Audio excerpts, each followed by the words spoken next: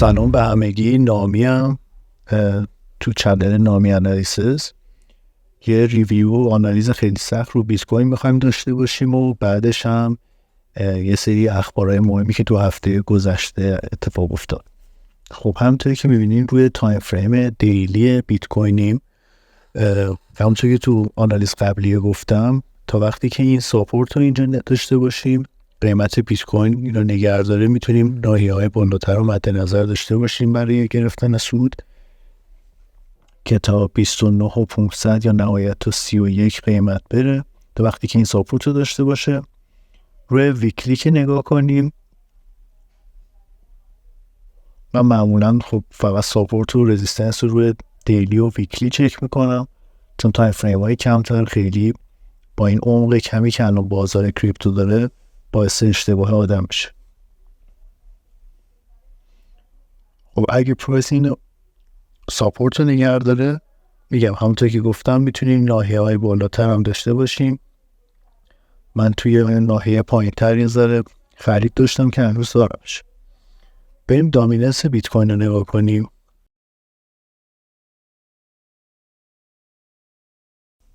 توی دامیننس به نظرم توی چند ماه آینده بهترین خرید میتونه خرید همین بیت کوین باشه، چرا که اگه مقایسه کنیم دامیننس رو 51% که میتونه یه رشد خوبی نسبت به اتفاقایی که تو ماه آینده بیت کوین داره براش بیفته. چیزی که فکر میکنم مقایسه این که هالوینگ گذشته رو کنار مارکش کرده میبینیم با هالوینگی که تو آینده داره بخوایم مقایسه کنیم، میبینیم که روی 67% بوده که نسبت به الان یه منفی 15% و الان پایین تر درصد که الان هم اگه درازه بگیم یه 15% که این بالاتر میشه حدوداً تا همین نوعیه که علامت زدم، الان بگیم 13%. این الان نظریه که من دارم به خاطر تجربه‌ای که داشتم، چون هالوینگ بیت کوین هم نزدیک و رشد قیمت همون پشت هالوینگ داریم. این میتونه یه سناریویی باشه که نسبت به هالوینگ گذشته که مقایسه کنیم به ما یه ایده‌ای واسه آیندهمون بده.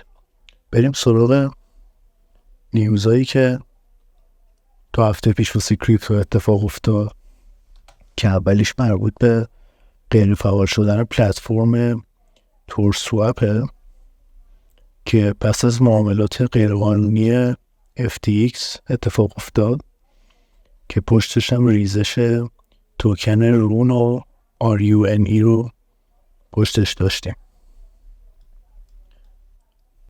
اتفاق بعدی درخواست کمپانی گریسکیل برای تبدیل صندوق اتریوم تراست خودش به ETF اثبات اتریوم به کمیسیون بورس اوراق بهادار ایالات متحده یا همون SEC که میدونیم که این شرکت نزدیک به 5 بیلیون دلار رو زیر دارایی‌های خودش داره. خب این روز بعدی در مورد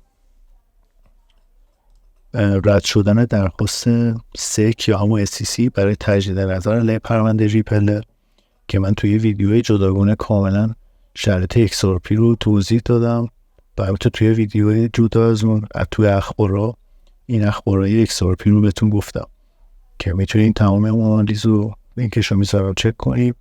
آن چین، سوشیال، تکنیکال، همه چی XRP و موقعیت‌های خرید و سودی که میتونیم بگیریم و آنالیز کردم و اونجا در اختیارتون باشه. اخبار بعدی پذیرش بیت کوین و اتریوم توسط هوندا غول خودروسازی ژاپن برای فروش محصولات خودش که این دوتا پرداخت رو قبول میکنم. خیلی اخبار خوبیه.